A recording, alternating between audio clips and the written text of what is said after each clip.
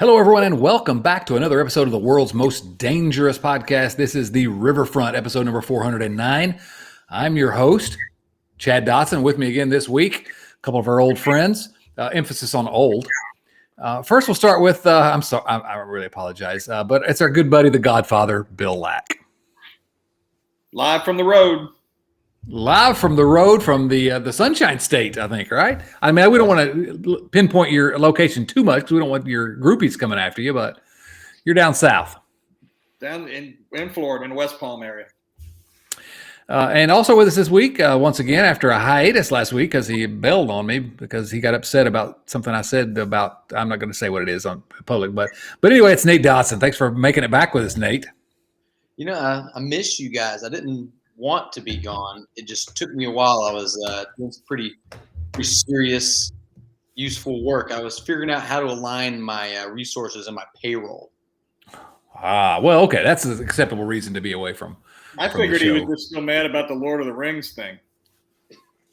Everybody, off in that podcast.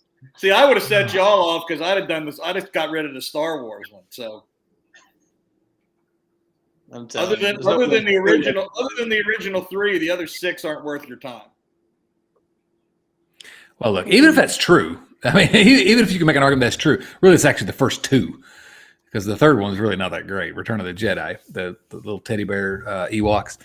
We're not doing that this week. Stop. We're not. What's your cap you're wearing there, Bill? If you don't mind me asking before we dive into the Billings Mustangs this week. The Billings Mustangs, nice. And the Cincinnati Bengals. Who are those? Bengals. Bengals. Who was it? Phil Simms that calls them the Bengals? I think it's also me. Everybody talks funny. Yeah, I get mocked every week when I say the Bengals. Penguin. The Penguin's no good either. No good.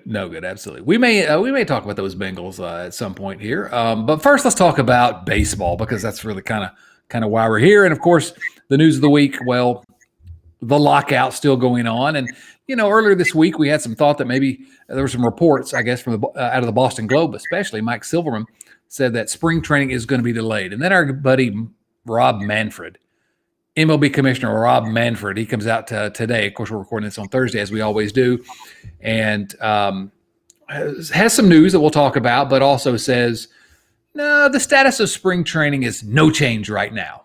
So he says, no, we're not delaying spring training yet, but we're going to meet with the players on Saturday, and who knows what happened then. So spring training's not been delayed yet, but did either of you all see that as a ploy to blame it on the players when spring training is delayed after they meet on the weekend? Nate, you're nodding your head.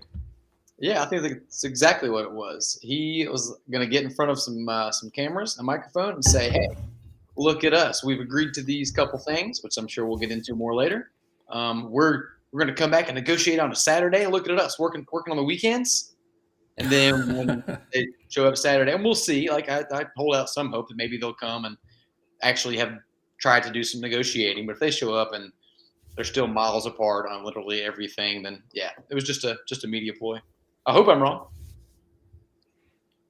Bill? I don't care. That's part of the right response. One side's as much to blame as the other. One's as greedy as the other. I'm just spring training is not going to start on time. Anybody thinks that is kidding themselves. And I don't believe. And I've said this all along. I don't think regular season is going to start on time. I don't think we'll get 162 in this year. I hope I'm wrong. I've been holding out hope with respect to 162, and also about spring training. I think you're absolutely 100% correct that the announcement today that spring training, we're fine about spring training is not going to start on time. Period. Full stop. Okay. Don't delude yourself. There is still a chance of opening day, but you've got to be kind of optimistic to believe that they're going to get it done. I mean, you got to really kind of, what we always say, look through your rose-colored glasses or squint and kind of try to convince yourself. We still may get 162, but at this point, they've negotiated. Neither side, to my mind, has negotiated in good faith yet. The owners certainly have not negotiated in good faith because they think they can wait the players out. So, yeah, hang tight. We're not close to the end of this thing, right? Do you guys think there's any chance they bring the minors leaguers in earlier than normal to give the coaches something to do and maybe give the young guys a chance to, get some on-field time? You mean as to play actual major league games or No. just No. I'm just talking about bringing them in earlier. Because they usually don't come in until 2 or 3 weeks after the big league guys come in for the most part of the minor league guys. And I just wonder if they'd bring them in early. I'm hoping they bring in Shane Footsteps Falco. Okay, well, maybe. That's funny. That's a good question. I don't think so. I think there's going to be all kinds. What you're talking about is bringing guys who desperately hope to be members of the Players Association. At some soon. point. Yeah, and so I would be surprised. And it's not technically a strike and quote unquote scabs, right? But I don't know. It seems like there might be a little pressure that'd be a tough one on some minor league guys. I don't know. We did have a viewer mail question this week. Let me go ahead and ask that since it's kind of related. It comes from our friend Hooper Powell. Again, these viewer mail questions come from our friends at patreon.com/riverfrontcincy, where you too can support this most dangerous podcast. Would people put their butts in the seats of Great American Ballpark if they started the season with non-40-man roster players, seeing that some people just want to see baseball? Second question was also, could we host our beer league game there? We can't host our beer league softball game there, Hooper, because I'm not going to Great American Ballpark now. But let's think about it. This is not a strike. Okay, so we aren't talking scabs. Non-40-man roster guys playing the actual season. I don't see it happening, but either of you want to kind of comment on that? Well, they did this. They did this years ago, and nobody showed up. The NFL tried it. Nobody showed up. The Reds can't get people to come to the ballpark when they got the major leaguers playing. There it is. Yeah. Is Castellini so desperate for getting 150 people in the stands or whatever? I think the beer league softball game could pull a comparable number of people. And maybe we could get them to revitalize the Cincinnati Suds, and we could take on the Cincinnati Suds in a softball game. The Cincinnati Suds. What are the Cincinnati Suds, Bill? They were a professional softball team in Cincinnati a few years ago. Actually, it's been a lot of years ago now, but yeah. I like the name. That's a beer league softball team if ever I heard it. What if we didn't have to give the Castellinis any money to host the game? All proceeds went to charity. Ooh. Okay. If someone wants to help me organize a beer league softball game at Great American Ballpark for the Riverfront family, got to go to Patreon to join the family. And all proceeds minus the cost of beverages for both teams would go to charity. Okay, I would go to Great American Ballpark for that. I'm in. So your strike is still ongoing. Yeah, it's ongoing. Okay. It's easy to be ongoing when there's no baseball. When they're not playing. Well, let me, again, this dumb little strike, and I've not really tried to encourage anyone else to join me on this. This is my little personal, just me being me. And I don't encourage anyone to be like me. I really don't. But I want to ask you guys about this. Okay, I did my little strike. Like I said, Castellini won't spin on his team, so I'm not spinning on his team. What has happened since I started that at the beginning of last year that should cause me to have changed my mind? I mean, anything? Can you all come up with anything? No. Yeah. Well, I mean, it's just like eventually you miss baseball, you miss the atmosphere. But if you're willing to stick to your guns on that, then they have certainly done nothing to make you change your tune. Well, I went to 2 different major league stadiums. I think I went to 3 different minor league stadiums last year. I watched baseball last year. It wasn't Reds baseball. Nate, you and I were just talking earlier tonight. We're going to hit some minor league baseball up here, hopefully, once it warms up and if things get started. I don't want to get back into that, my dumb little boycott, but Kathleen's not done anything to make me change my mind. So here's what I've got for you now. Nate mentioned it a moment ago. Rob Manfred, he tossed a little, gifts our way, I guess. Hey, look, we're really trying. And one of those was, we've agreed with the players now. Right. Yeah, exactly, Bill.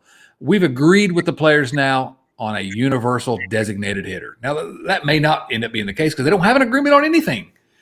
But they're saying, oh, well, we're willing to give on this point. So it may not be an actual universal DH, but I would not be surprised at all. I think at this point, it's far more likely than not that we are going to have universal DH.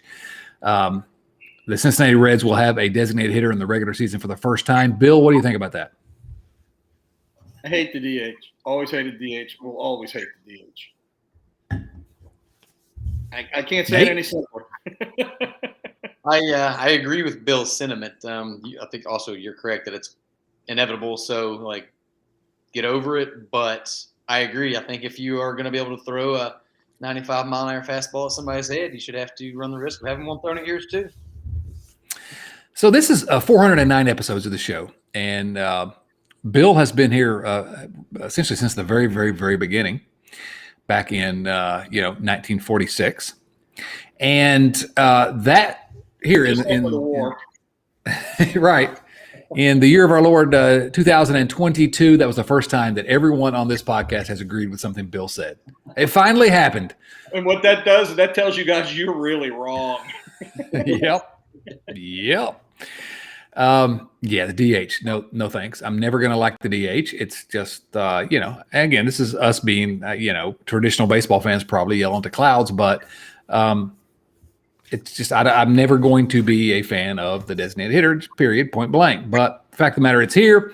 So let's say the Reds, let's imagine the magical world where the players and the owners get this thing figured out next week, and we do have a 162 game season. Who has more games as the Reds designated hitter in 2022 than any other player? Who's their number one DH? Either of you can jump in. Kloszewski. Mike Moustakas. I think it's either him or Gino, right? Yeah, and I think Gino's better defensively. So I think Gino gets some time at DH. I think Joey Votto gets some time at DH. Mm-hmm. They could put Stevenson at first base to give him days off. You might see Stevenson with some DH time. Yeah, you definitely will. Those are the four guys I was going to suggest. Yeah, I think Moustakas and Mike Moustakas, Eugenio Suarez, certainly, because you just don't have. There's only one third base, and so. But I think Joey Votto is going to get plenty of time as your designated hitter. Just he's 1,000 years old, and when he was last year, when he was 999 years old, he could still kind of handle it. But as time goes on, he's going to need more breaks. But you can keep his bat in the lineup. Tyler Stevenson, there's no reason not to have Tyler Stevenson in your lineup now, 160 games, if you have a DH, because you can play him at first base some. We didn't think of Kyle Farmer will also get some DH time. I'll bet you he starts 10 games at DH. Does he start more games at DH than he starts at shortstop? No. No. Oh, Kyle, my favorite player. Yeah. Anyway, those are your DHs, but with Tyler Stevenson, you can play him at first base when you're spelling Votto, and get some of the strain off his knees from catching. You can DH him, and so. You can keep his bat in the lineup. And to the extent that David Bell does not do that to me is like the biggest no-brainer. Yeah. Keep Tyler Stevenson's bat in the lineup, even when you got some Yahoo playing catcher, whoever they decide on, their lame backup catcher. I don't want to beat a dead horse. We've definitely talked about it here before, but it's not outside the realm of possibility for a combination of 160 games of Tyler Stevenson's bat and just a bit of a return to form from Nick Senzel, and suddenly losing Castellanos doesn't hurt quite as bad, at least statistically. Yeah, I mean, look, a unicorn. Yeah, well, look, no one is suggesting that we need to count on Senzel coming back. And if you're counting on that happening, come on, you're ignoring the evidence. It's one of these what Bill always calls me the Missouri, right? Show me, got to show me before I'm going to believe it. Here's a question about Stevenson. Do you think in the long run he ends up at first base after Joey's gone? I think he's the odds-on favorite to be the – unless there's somebody in the system that comes along that we're not aware of. Yeah, but I also think that you got to be kind of wary there because how often do you get a legitimate offensive stud at catcher? If you have somebody else that can play first base and hit, that's a huge advantage to have a catcher that can put the bat on the ball like that. So it gives the Reds some options going forward, but I would say he's got to be the odds-on favorite, right? Unless the other thing would be is if they developed a really, really good defensive catcher. Yeah. Well, and again, with DH and first base, you got so many options to keep Stevenson's bat in the lineup, but you can let him be like the backup catcher, quote unquote, catching 40% of the games or 30% of the games if you've got that great defensive catcher or a catcher that's just average defensively. 5 years from now, Nate, where do you think Tyler Stevens is? And where's he playing most of his games? I think he's still a catcher for the reasons you mentioned, having that advantage over the other team because it's just the number of elite hitting, assuming he continues on this path, elite hitting catchers is few and far between. And even if he doesn't call the perfect game, he's not bad back there. Plus, there aren't that many elite defensive catchers. True. Good point. Yeah, even if he's just average, I'll take it, especially with his bat, average defensively. So that's an interesting call. I got a question for y'all that just came up, and I'm going to forget it later because I'm not smart, and so I want to go ahead and ask it now. I said something dumb the other night on the Twitters because everything that I say on Twitter is dumb because I want to fit in with everybody else on Twitter. And I posted a picture of Jonathan India, and we're having this series of top 5 players, at each position for the Reds. And I posted, one of my it was a troll job certainly, but this guy Jonathan India is the best second baseman in Reds history, and no one else is even in the conversation. And the number of people that here's the thing, there were a number of people who were like, "Are you an idiot? What about Joe Morgan?" Okay, that group was like, "All right, you don't understand how Twitter works." I was being sarcastic. You had the other group who was like, "Are you crazy? What about Brandon Phillips?" Who literally think Brandon Phillips is the best second baseman in Reds history. Oh, no, I'm deleting Twitter now. I know, right? And so the combination of those two, I was just like, it made me really sad, frankly. Now, a bunch of people realized I was joking, and they would say things like, what about Tom Lawless, and all that. But Kurt Stillwell. Kurt Stillwell, right? People were making jokes, and that's good. That's what I liked about it, D'Angelo Jimenez. But there are a significant number of people out there that think that Brandon Phillips is the best second baseman in the history of the Cincinnati Reds. Now, just to let either of you all, maybe not Bill, because Bill will use profanity as he starts talking about Brandon Phillips. But Nate, you're a BP fan, right? But come on. I mean, that's pretty absurd. You don't have to have any more than a basic level of Reds knowledge, which is about where I am, to know that BP is. I mean, it's Joe Morgan. He shouldn't even be allowed to hold his cleats. Well, and we'll talk about it next week, but go ahead, Bill. Whoever said that has never even heard the name Joe Morgan. Yeah. That's the only way you can explain it. They live in some version of the multiverse where Joe Morgan never existed. Yeah. He stayed with the Colt 45s. That's it. That was a Major League Baseball team, the Houston Colt 45s. That's for the kiddos out there. And it was not named after the malt liquor. That's true. It was not. It was named after a firearm. Couldn't do that today. Nope. Just like when I lived in Washington D.C. for a while, their team was not the Wizards at that time. It was the Bullets. So they every team in Washington has to change their name eventually. I think that's the way the whole thing works. Yeah. So the Nationals were the Senators, and so now they're the Nationals actually. So that's true actually. But the Rangers were the Senators. It was a different franchise, right? But the franchise that was in Washington was named something different. This is not a Nationals podcast. Change the name of the Ovechkins. The Ovechkins. Matters. Nate's a big hockey fan, so he's got to keep us up to date on the. I was watching hockey before we went on the air tonight. The Florida Panthers, the Tampa Bay Lightning, the Blue Jackets. That's a team. Not a real good one this year. Actually, they've never been a real good team. Yeah. Ohio sports. So anyway, although it's a pretty good month for Ohio sports in a lot of ways. Last 30 days, 45 days when you include college football with pro football. I want to talk briefly before we I do want to mention the Super Bowl because I think we need to mention it here, but some farm system rankings came out. We talked, I think, a couple of weeks ago. Baseball America came out with their rankings that had the Reds as the 7th best farm system in baseball. And I just wanted to mention that Keith Law, who writes for The Athletic and who is a complete he may be right about this, but in general, he's wrong about everything else.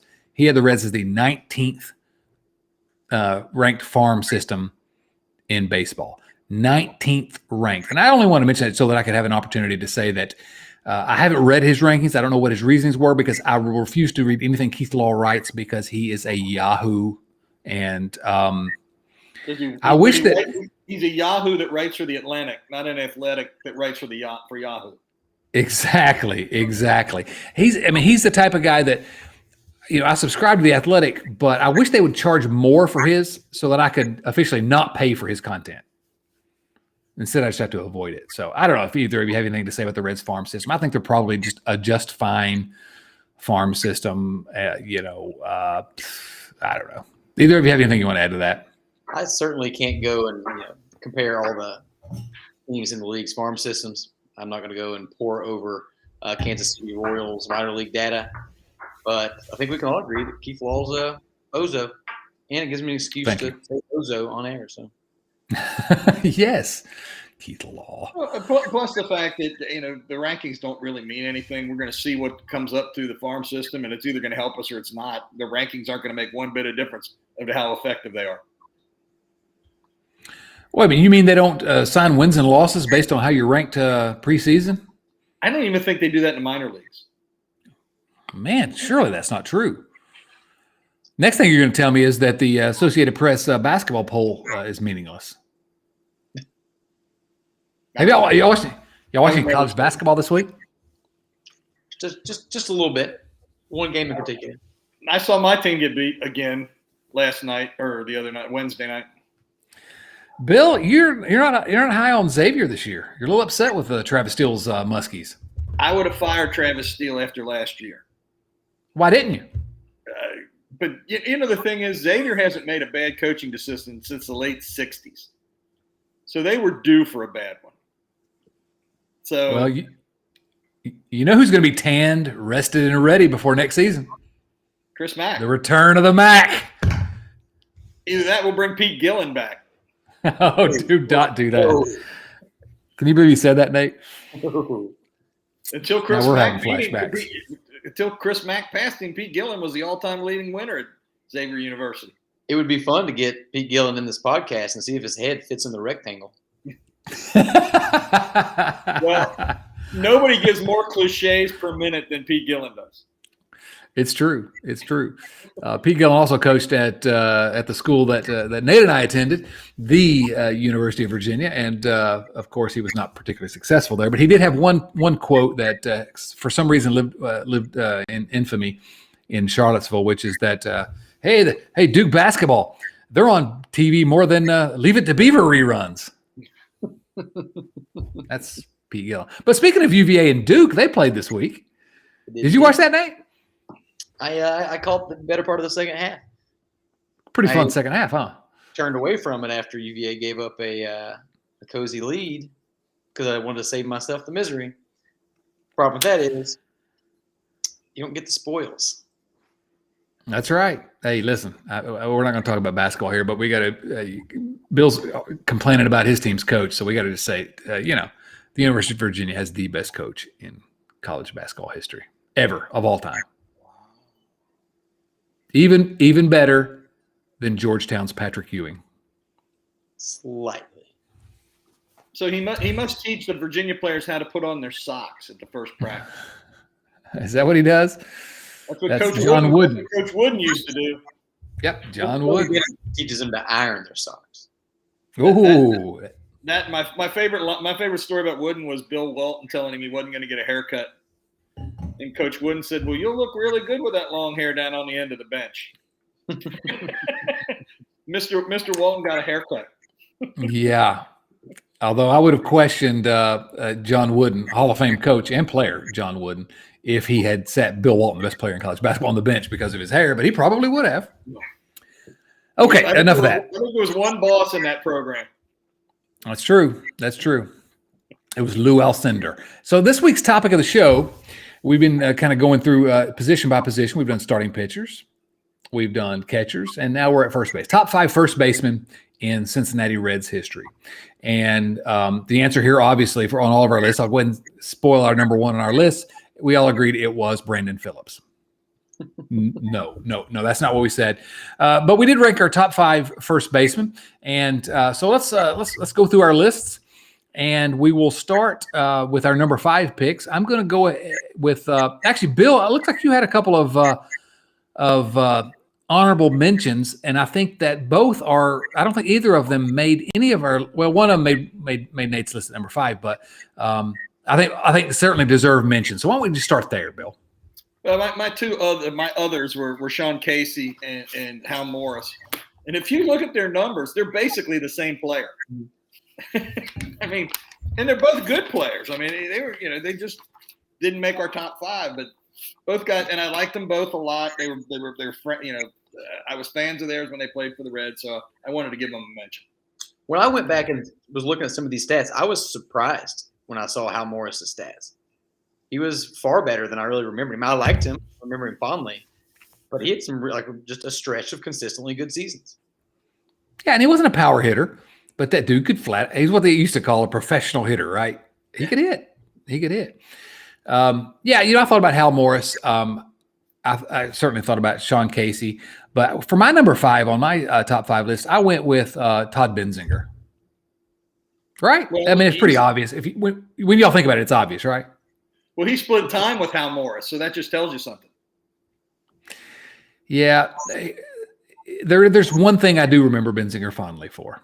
He didn't drop that little pop fly in foul territory in Game 4 of the 1990 World Series.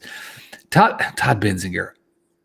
I hope he doesn't listen to this, and I hope his mom doesn't listen to this, but I wasn't being serious about him being one of the top 5. Todd Benzinger has to, gosh, do I want to say this? He has to be in the inner circle of worst players to start for a World Series champion team. He was really bad. Go look at I remembered him because I was basically a kid at the time. I was a teenager, and so I thought he was good. He was a switch hitter. We love switch hitters in Cincinnati, right? And at that time. And he was not good. Hal Morris should have played way more that season. My real number 5 was Sean Casey, but I got to try to be funny. I'm still trying. I've never done it yet on this show, but I'm still trying. Benzinger was a local kid, though, so you always get points if you're a local kid. That's true, and I think he did. Bill, tell us your number 5, which is one that could have ended up on any of our lists, but I'm glad that you mentioned this guy because we need to talk about him. Lee May, the big bopper from Birmingham, and I have to admit I am a little prejudiced because his last name was May, and his birthday is 23rd, or his number was the 23rd, and May the 23rd is my wife's birthday. So you're in love with him? I guess. You're in love with Lee May, yes. I am. He had 3 All-Star seasons, 2 with the Reds. He had 2 top 10 MVP years, a 123 OPS plus with the Reds. His best year was probably 71, the year before he was traded. He had 39 home runs, 98 RBIs. It was his 3rd year in a row with over 30 home runs. His career with the Reds, his slash line was 278, 332, 532. Ain't nothing wrong with that. He's 96th on the Jaws list for first baseman. I did find one thing out that I thought was really weird today about Lee May when I was reading today. He was inducted into the Baltimore Orioles Hall of Fame in 1998. He wasn't inducted into the Reds Hall of Fame until 2006. That's odd. That's probably the same as his buddy Frank Robinson with the Orioles and Reds. I bet Robinson was way ahead, and because the Reds didn't put Robinson forever. No, well, Robinson didn't want them putting him in. That's true. I forgot about that. Yeah, there was the big. There was a disconnect. That's a good point.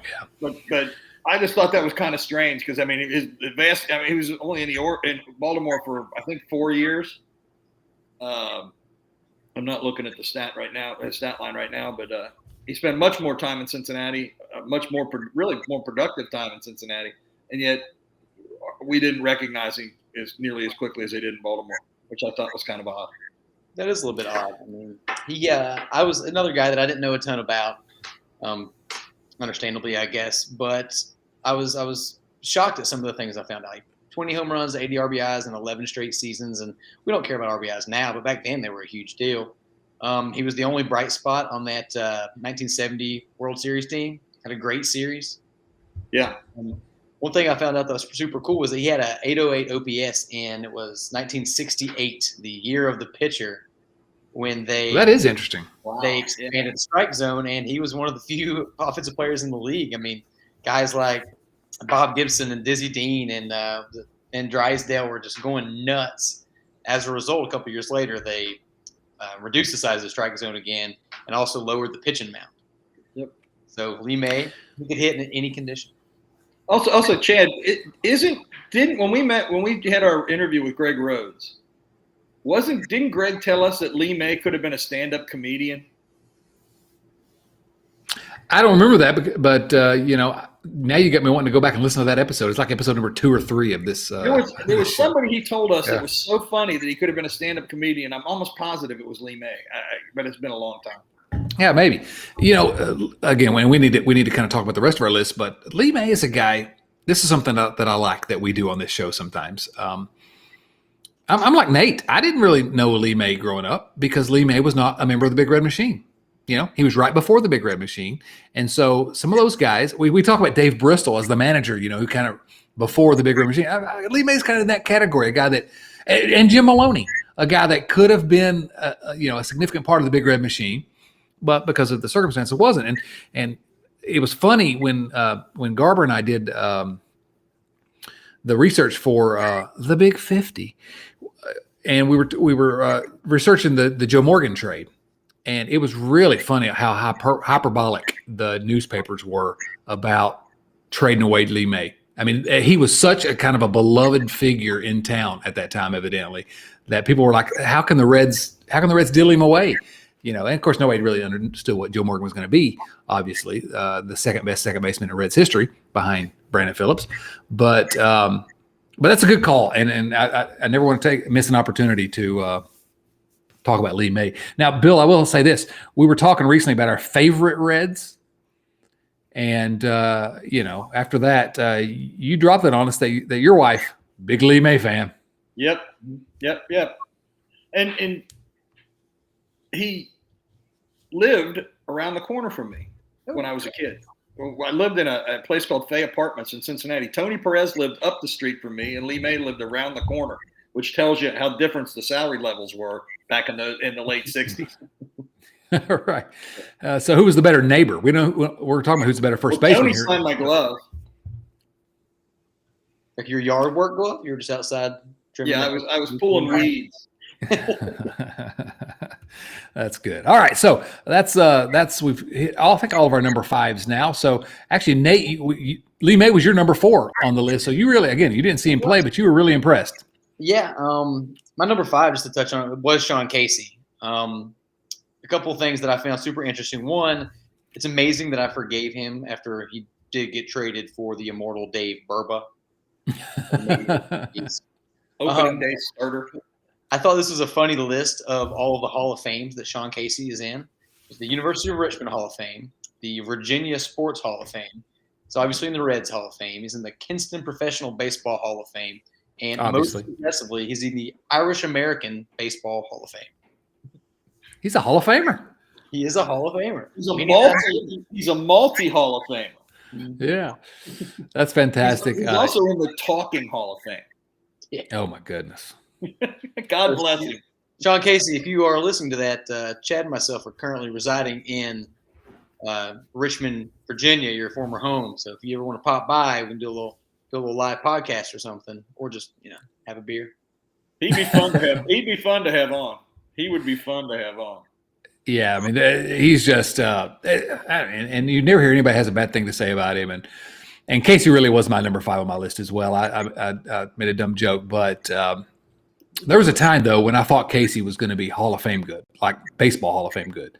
Of course, what does that mean now that, the Bonzes of the world aren't in? But and so he didn't quite have the career that I thought he was going to have.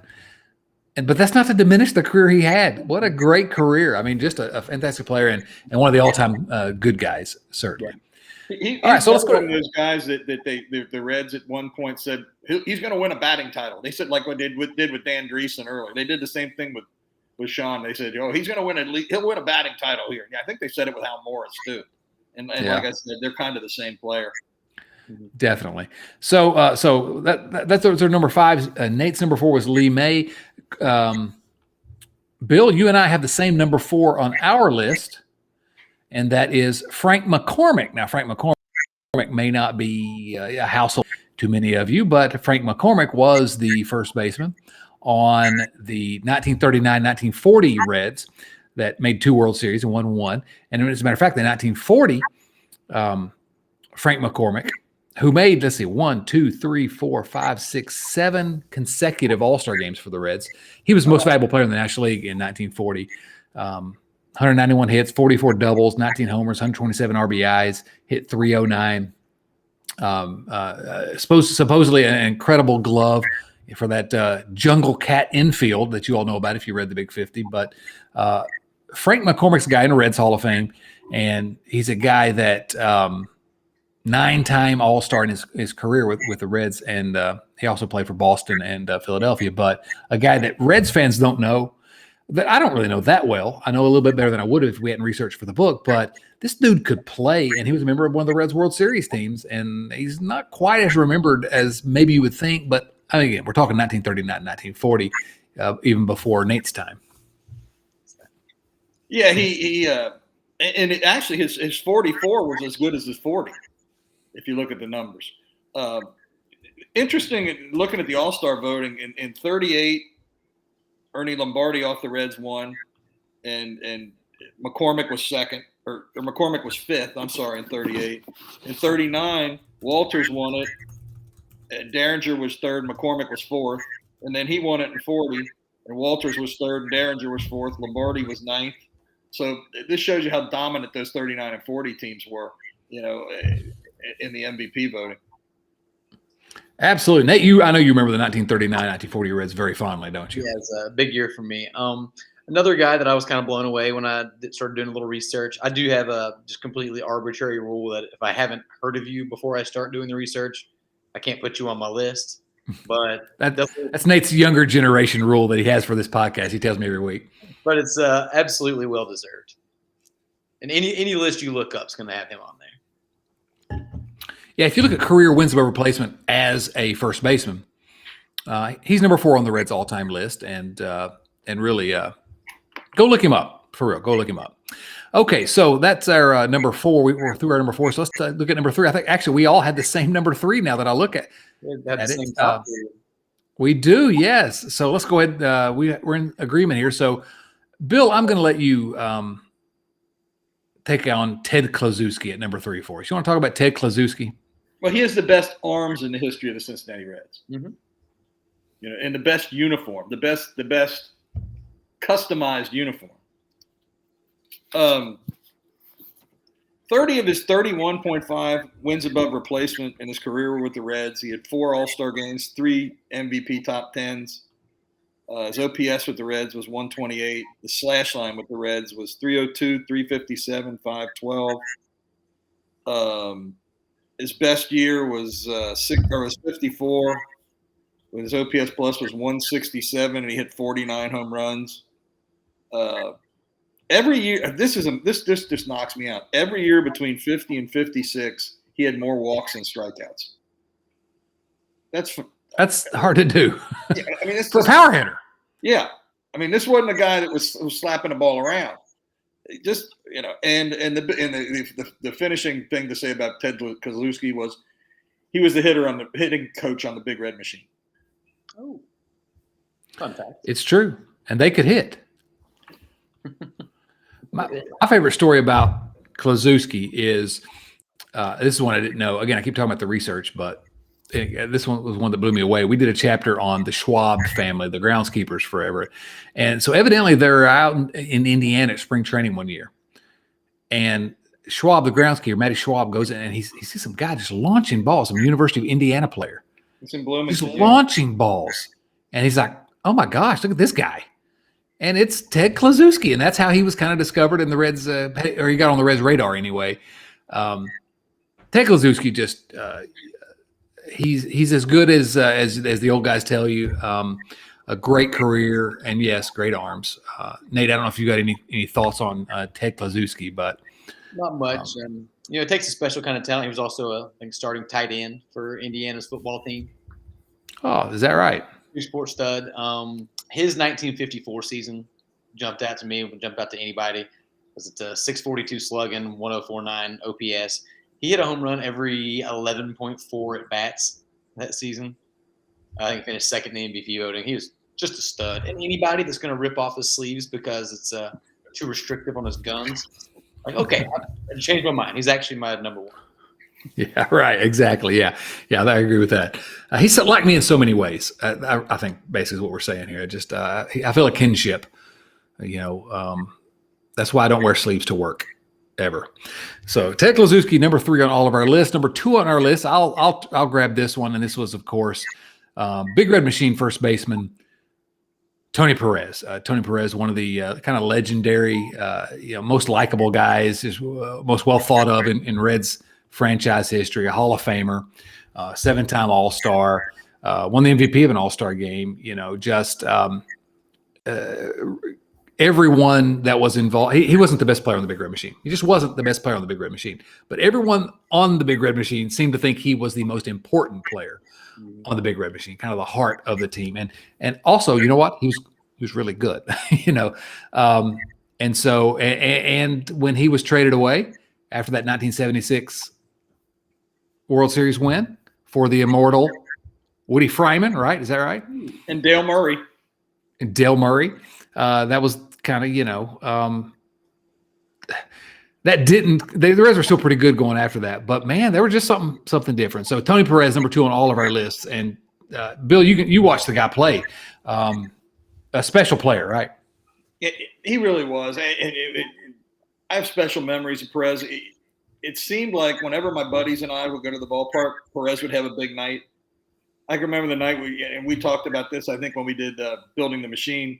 The night I got my driver's license, and my friends and I went down there, and it was a doubleheader, and we got there, and Perez hit, I think, 2 home runs in the first game and 2 home runs in the second game. And it was like I used to say he should pay our way into the ballpark, But the home run in Game 7 of the '75 World Series is as big a home run as I've ever seen hit for the Reds. By all, the few times I met him when I was a kid, he was always very, very kind, to the kids in the neighborhood. I don't know if he's a Hall of Famer, honestly, whether he's he is a Hall of Famer, but whether he should be in the Hall of Fame, I don't know. I'm prejudiced, I guess. I'm glad he is. Yeah, it's kind of like if Concepcion ever got in, we'd be like, well, I'm glad he's there. Yeah. But it's tough to make that case, right? That's Dave Concepcion. We'll be talking about him, I think, in a couple weeks. Wow. Nate, I'm going to ask you to go ahead and talk about our joint number 1, although it looks like you may have a tie there. I do. I think we all need to acknowledge it and quit beating around the bush here. The best first baseman in Cincinnati Reds history is obviously Adam Dunn. What are you guys thinking? Not even on. It's a good point. How do we forget it? Not even in Bill's honorable mention. Unacceptable. And I completely screwed the pooch on this one. Yes, the best quarterback and best first baseman. Joseph Daniel Votto. We all had him number 1. I get pretty jealous a lot of times, like listening to Bill talk about something. You're getting to watch these guys live. I'm like, who do I have? Who do I get to tell my grandkids about? Assuming that ever happens one day. And yeah, I got a little bit of Larkin, definitely Dunn. I mean, I'm gonna have a picture of Adam Dunn on my mantle above my fireplace anyway, so we'll know who he is. That's Uncle Adam. But Joey Votto is that guy. He's the one player of my generation. I think that, maybe I've been overserved and kids sitting on my lap, and I just start waxing poetic about Joey V. So he was all number one. The stats speak for themselves. We talk about him all the time. All the time. The only thing that I think he had going against him is if you look at my top 5, apparently if you have a nickname that starts with big, you become a great Reds first baseman. So we had the Big Dog, Big Clue, and the Big Bopper. Big Bopper, yeah. I don't know. What was McCormick's name, Chad? What was McCormick's nickname? The Big Mac. I don't know. So Joe, let's start the movie the Big Canuck or something and solidify his legacy. Yeah, that's a great point. Bill always tells us about the Big Red Machine guys, and I get jealous as well. And for me, it was Barry Larkin, kind of, the guy who played his whole career and was, he was the Johnny Bench, like, Bill had Johnny Bench. I had Barry Larkin. And Joey Votto's for this latest generation where there's not been a whole lot of success. And I'm glad to see, we've talked about it here at the podcast. We don't need to belabor that, but it's good to see over the last couple of years how Reds fans have finally started to come around a little bit on his greatness. He's inner circle. I mean, I don't know that we may never see a Cincinnati Red, a better hitter in a Reds uniform than Joey Votto going forward. And so just got the best first baseman in the history of this long history of this franchise. Bill? I can't disagree at all. He's 12 on the Jaws list, and the only guys above him are Pujols and Miguel Cabrera. A whole bunch of below him that are in the Hall of Fame. He's going to be a no-doubter, I think. First ballot, I would hope. If he's not, I'll be very disappointed. I'm not sure there's been a Red that's won more awards or more top 10 MVPs or any. I mean, I'm talking about all told than Votto has. He's got 5, MVP top 10s. He won an MVP. Probably should have won another one. Came in second in Rookie of the Year. He's been on the All-Star team 6 times. He's got a Gold Glove. I mean, one of the things that amazes me is 2010 to 2018, he led the league in on-base percentage every year but 2015 when Harper beat him out by .001. I mean, so he really should have won it between every year from 2010 to 2018. That's pretty amazing.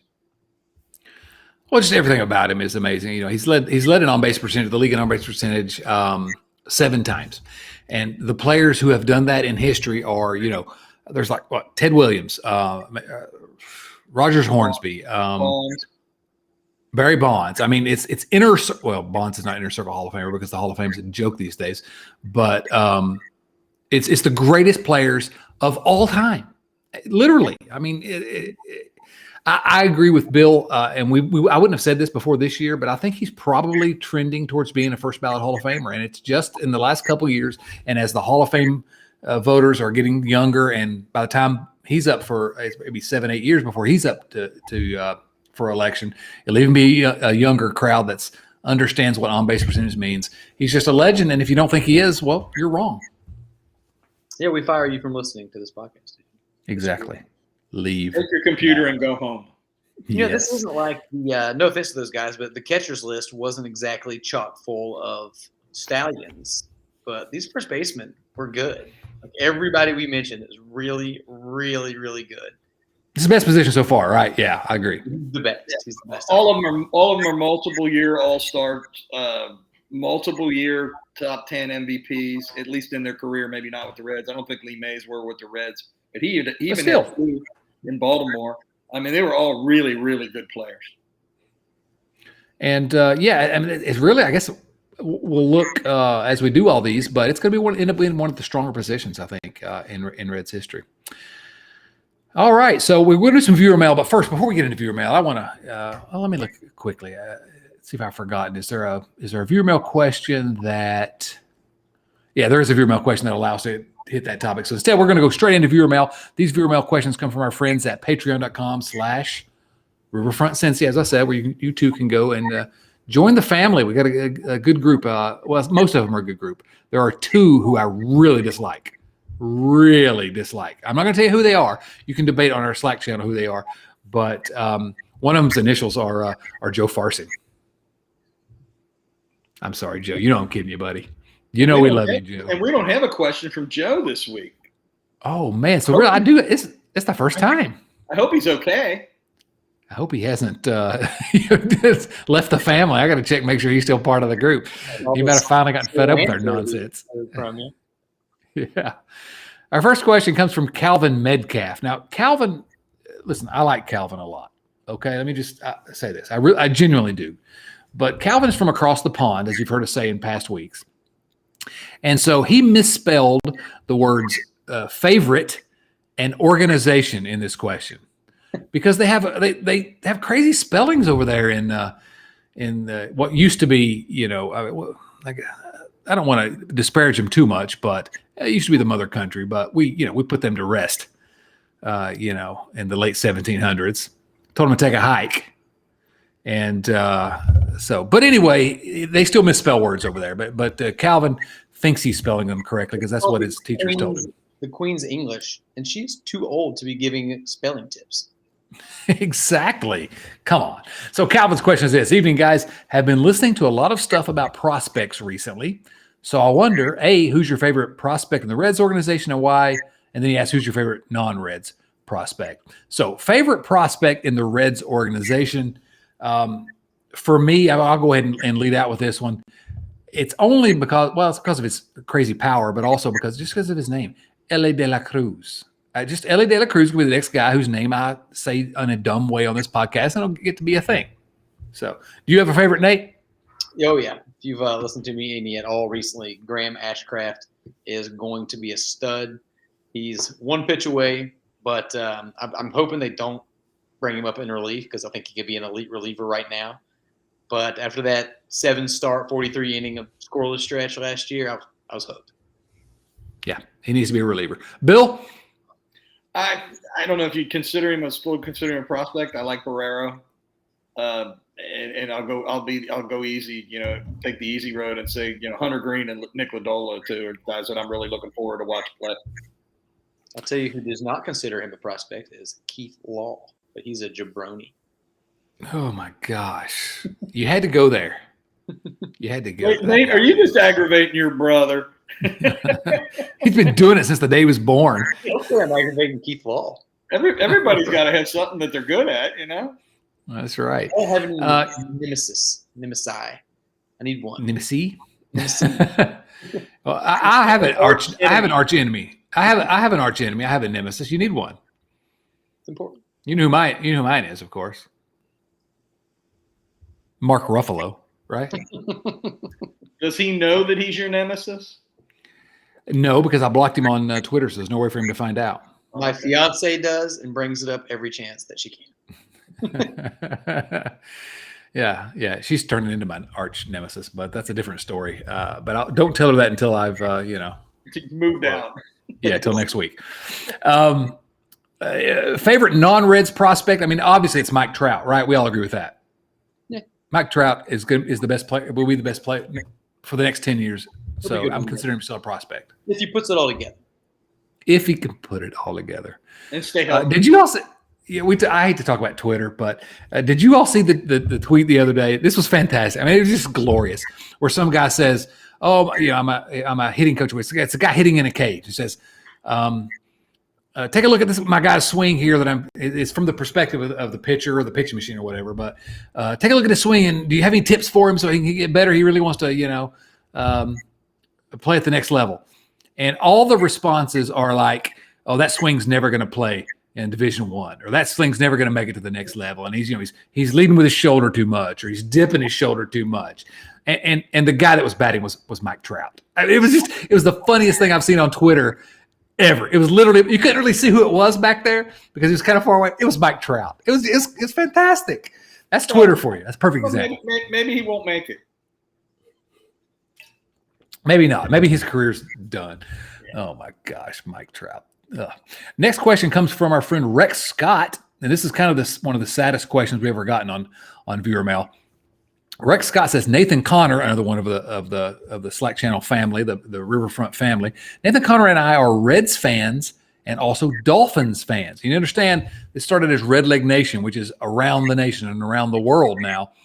So we're not all local football fans, but so Nathan and Rex are Reds and Dolphins fans. Please diagnose and name the psychiatric afflictions we are apparently choosing to inflict on ourselves. Yeah. Must have been something in the water in the 70s. Oh, yeah. In the 70s, that was good times. Yeah. It is Bill, let me ask you this. Is it funny how Dolphins fans are kind of feeling bad that they're not Reds and Bengals fans now? Well, that's where I was going. I've been a Bengals fan since '68, so I've been through some bad times. The last time we went to the Super Bowl, I had season tickets, and it's been a long dry spell. Nate was wearing diapers in '88. Maybe literally, it's close. I'm also going to be wearing diapers for their next. And the only other thing I have to say about the Dolphins is my first Bengal game. I saw the Bengals play the Dolphins in '68. I like their logo though. The Dolphins. Mm-hmm. You make a Larry Zonka fan? Bob Greasy? I was, as a matter of fact. I kind of want to apologize to Rex on this one. I wanted to come up with a good name for this. And I'll report back on the Slacks, the Twitters. Yeah, I couldn't come up with one either, but it's amazing that Dolphins fans who've won a couple, or have they won one or two? Both in the 70s, yeah. Yeah, the Don Shula era Dolphins. All right, Rich Thompson has a couple questions. They're both pretty quick. He was short and pithy this week, so that's good. Rich Thompson, question number one, other than Great American Ballpark, what's the best MLB park you've been to and why? Bill, I'll hit you up first. Mine would probably be the old Yankee Stadium. Just the tradition and the feel and that kind of thing. I went there. It was kind of a dump, but it just felt different, didn't it? No. Shea Stadium was a dump. Well, I've been there too, and it was a dump. But, I mean, it was just the old Yankee Stadium just concrete. But, man, you could feel Babe Ruth's ghost walking around. You could say the same thing probably about Fenway and about Wrigley, too. But there's just an atmosphere that you don't get everywhere. Yeah. What's your favorite? What's the best you've been to other than Great American, Nate? PNC. PNC's good. Sit back and watch a nighttime ball game. I thought it was gorgeous the way the center field opens up and looks out into the city skyline. I love watching the game there. The flip side, Pirates. Can't win them all. Yeah. My favorite stadium, including Great American, and I think Great American is a criminally underrated stadium. I really do think it's a legitimately good stadium, but to me, it's Camden Yards, Oriole Park at Camden Yards, which it was kind of the first of the wave that we had for a couple of decades of the kind of the old style ballparks, and I went back a couple of years ago, and it holds up, man. That stadium is a great stadium, and so that's what I would get. Rich's second question is, what other MLB ballpark do you still want to see? You all have a bucket list stadium that's still out there that you haven't seen? Nate? Just one for me, and that's because I did get the chance to tour it when there was no game. Dodger Stadium just seems like it would have to be one of the most fun experiences. It's such a unique ballpark. Except it's the Dodgers. Well, Here we go again. You're wearing the wrong hat. Why don't you wear your Dodgers hat? Rude. Anyway, mine would probably be the ballpark in Houston. I hear that's a really nice ballpark. I could see that being fun. Chad might be having audio problems. Can you not hear us, Chad? I think he did it on purpose after all that. Yeah, here we go. Now we're going to have the inmates are running the asylum now. Well, we don't care what Chad's answer was, so right. We're going to move on. Moving on. Our next question comes from Kyle Kapler. Kyle says, Gary Nolan, Gary Sheffield, or Gary Majewski? Hall of Fame worthy? Chad, you have an answer? Sorry, I lost you all there for a minute. We just went on without you. Right on. I could tell. I appreciate that. Nobody, if you're listening on the audio podcast, you're never going to know. It's fantastic. Can I say who the stadium that I want to Yeah, Yeah. go ahead. You're holding us up, but go ahead. Ruin the flow of the podcast, whatever. Fenway Park. I've not seen Fenway. It's on my bucket list. Bill, what was yours? Because I didn't hear it. Quickly. Mine was Houston. Okay. I've been to Fenway. Fenway was fun. Fenway's great. Yeah. Similar. I went to vibes to Old Yankee. And Wrigley. Yeah, you can just feel. And I've been to Wrigley. Went to Dodger Stadium this past summer. Loved it. Sorry, Bill. Okay, so anyway, we're holding this up here. You already said Kyle Kapler. The answer to that was Gary Majewski, right? I decided. Do you think Sheffield's a Hall of Famer? No. He doesn't jump out to me as a Hall of Famer. I'd have to go back and look at his numbers, but I think he's close. He had a Hall of Fame batting stance. That's true. I would say if Harold Baines is a Hall of Famer, and Harold Baines is officially a Hall of Famer, then Gary Sheffield probably should be. I don't think either of them. I think they're both should have been close, but no cigar. So there's a guy named Barry Nolan who is a professor at Stanford that does a lot of research into UFOs. He's in my Hall of Fame. UFO Hall of Fame. And the last I heard, our Gary Nolan was a dealer in Vegas. Oh, really? Yeah, I heard that. This was years ago, though. Cards, I hope. As far as I know. Yeah, what was he dealing? I hope it was cards. All right, two more questions. Let's get through these. Next comes from our buddy Dwight Kelly, everyone's favorite. Dwight asks, so who else had to have the Reds batting helmet and a pouch of Big League Chew for backyard wiffle ball when they were a kid? Was Big League Chew, when you were a kid, Big League Chew wasn't a thing yet, was it, Bill? That was Jim Bouton in the 70s, right? Bouton, when he was pitching for that team in that minor league team or that independent league team that they did the Portland.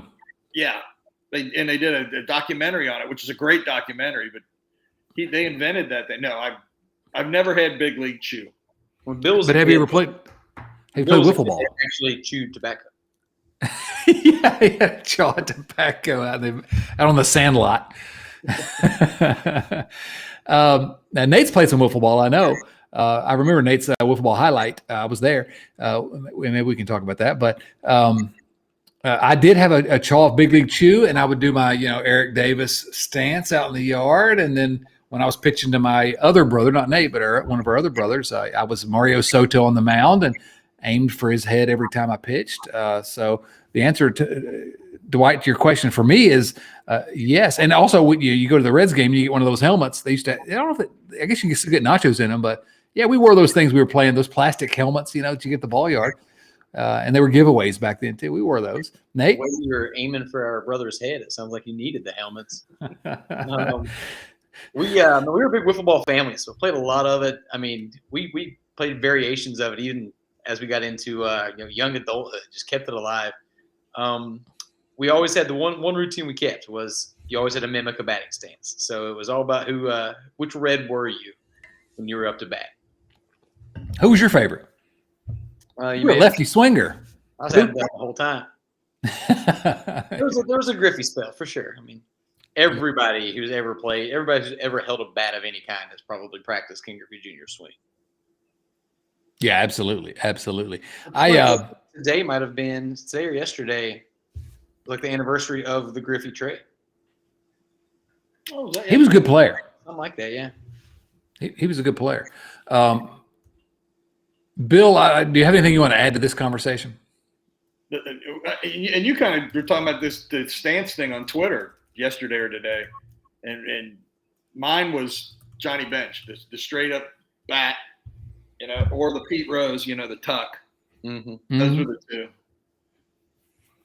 Yeah, quickly because we do need to get done here, but I will mention what Nate kind of alluded to a moment ago. When Nate couldn't have been more than 3 years old, and I decided I was going to turn him into a left-handed hitting catcher, because I was the oldest brother, and he ended up being a pretty good baseball player. But so I'm pitching wiffle ball to him, and he hits one, and it right off my eye, right off my right eye. I mean, it hit me hard. And I was pretty close to him because he was a kid. I was throwing underhand. I mean, front porch, just soft tossing him. Yeah, I was on the front porch and just kind of because he's a baby basically, and he just starts bawling because he thinks he's killed me. I'm like, oh, and it did hurt. It hurt. I got to. I'm like, no, dude, I'm happy. That's the hardest one you've hit. You're doing great. That's one of our legendary stories, right, Nate?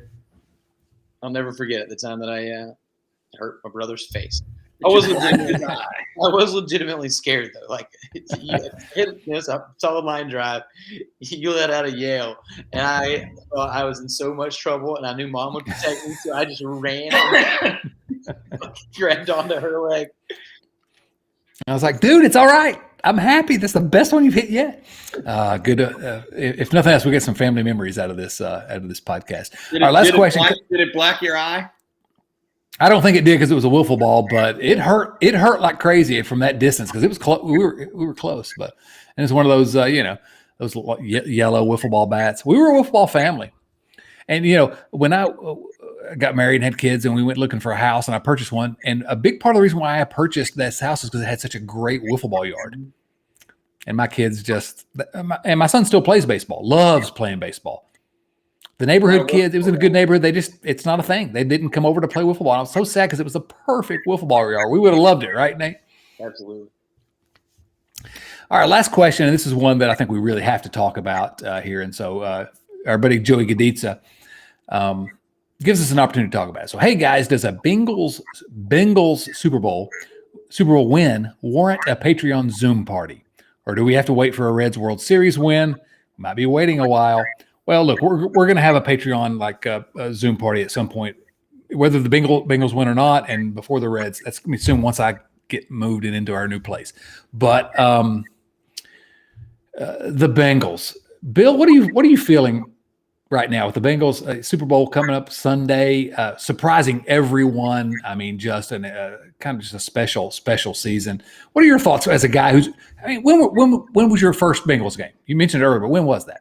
October the 20th, 1968. They lost 24-22 to the Dolphins at Nippert Stadium. Oh wow! And so now you've spent since 1991 since the last playoff win, but 1988 since the last Super Bowl. It's been bad. I think that's an understatement. So what are you feeling this week? They went 30 years of being terrible. I mean, I'm very surprised that they are where they are. I thought they'd beat, and once they won the division, I thought they'd beat the Raiders.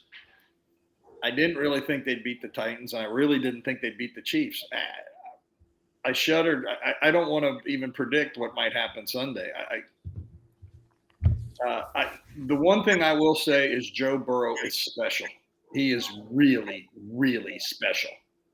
I'm not sure that he's not already the best quarterback in the history of this franchise. And Kenny Anderson should be in the Hall of Fame. So what does that tell you? I won't listen to this Achilles Smith slander on my podcast. David Klingler. David Klingler. Jack Thompson. You want me to keep going? Dalton's not feeling very good right now. Yeah, really. I've been disconnected from football for a long time, and I kind of got into soccer. And as you get older, you get a family, and your time to watch sports kind of lessens in somewhat. And the Reds have always been obviously the forefront. And so I got into soccer. And I was like, well, football kind of took a back seat. And then last year, Joe Burrow, man, there was just something about that guy. There was just something about him, and then he got hurt. And I'm like, oh, here we go. It's Bengals curse again, right? And what he's done in his second season. Not even 2 full seasons. Not even 2 full seasons. I mean, it's, to watch Burrow and Jamar Chase, and frankly, my favorite player is T. Higgins. They just, they're a flawed team. But if you're a team that just wants to watch a fun team, they are fun to watch. The skill position guys are fun. And it's a team, if you want to hop on the bandwagon, it's a pretty good one, right? I have never seen a team that nobody expected to be there act and behave more like they belong. Like, there's not a person on that roster that doesn't feel like they are the best team in the NFL. And they've got, obviously, the quarterback. They've got a great running game. They've got 3 great receivers. We don't say that enough. Those other 2 guys, other than Chase, are pretty special too. The kicker, McPherson is becoming a Cincinnati god overnight. Yeah. And that defense, the sort of bend but don't break nature of that defense, and they have made big play after big play. And I remember saying on here a few weeks back that the only chance they have to beat the Titans is if they keep Joe Burrow upright. He got sacked 8 or 9 times that game, and they still won. So like that Scotch tape line is doing just enough to keep them in the ball game, and I think it's an awfully fun season to special season to root for.